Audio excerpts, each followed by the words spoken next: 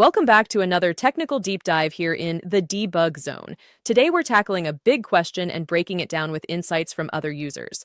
Hopefully this clears up some misconceptions and helps you get the answer you need. So buckle up, stay a little curious, and let's jump right in.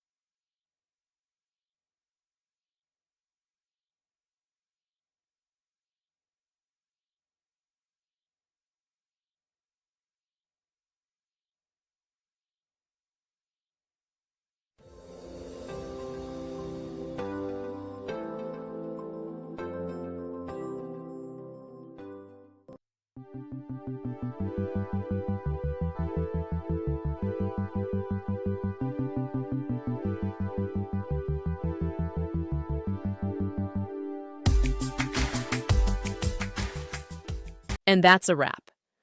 I hope you found the answer you were looking for. If you did, take a second to hit that subscribe button. It really helps out. And let me know in the comments which solution worked best for you. See you next time in the Debug Zone.